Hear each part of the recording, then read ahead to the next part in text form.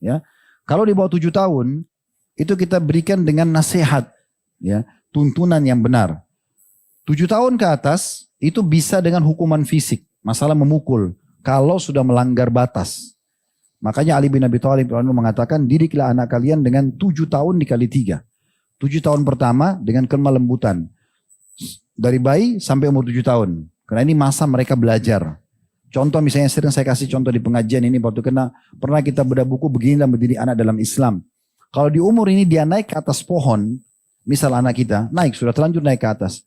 Di sini 2 opsi. Antum marah sama dia, kenapa naik ke atas gini-gini? Ini bahaya. Karena ketakutan bisa jatuh dia, lebih besar bahayanya, efeknya. Tapi kalau kita bilang, oh anaknya ayah atau anaknya ibu pintar naik, pasti pintar juga turun. Dia turun kemudian baru jelaskan bahayanya kalau dia jatuh. Tapi 7 tahun kedua, 7 sampai 12 tahun ini butuh ketegasan. Ketegasan bukan kekerasan. Jadi misalnya, ayah tidak mau kamu buat ini, ibu nggak mau kamu begini, kamu harus begini. Itu ketegasan namanya. Di umur ini, umur pendidikan. Ini sebenarnya umur SD ya. SD sampai awal-awal SMP, 7 sampai 14 tahun. Makanya Nabi SAW mengatakan, ajarkan anak kalian sholat di umur 7 tahun. Dan pukullah mereka di umur 10 tahun. Ini kan ada masa ketegasan di situ, ya. Dan pisahkanlah mereka di ranjang, kan gitu. Itu sampai 14. Nah 14, 7 tahun ketiga 14 sampai 21 diajak bermusyawarah. Di situ boleh kita tanya pendapatnya. Jangan ditanya pendapatnya di umur 5 tahun, 7 tahun. Nak mau makan apa? Nak sekolah di mana? Kamu mau pakai baju apa? Untuk apa? Untuk apa? Saya didik anak-anak di rumah. Yang Allah amanahkan, alhamdulillah. Ini baju, pakai ya nak. Selesai. Kita pakaiin sebagai orang tua. Ini makanan ya. Bismillah rezeki kita hari ini. Baca bismillah, makan tangan kanan. Selesai.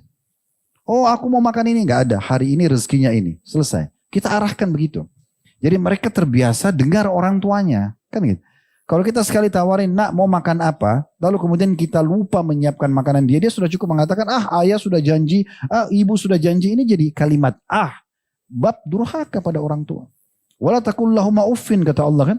Jadi tidak boleh. Tidak usah kasih pilihan. Termasuk sekolah. Ini sering kami kasih saran gitu ya.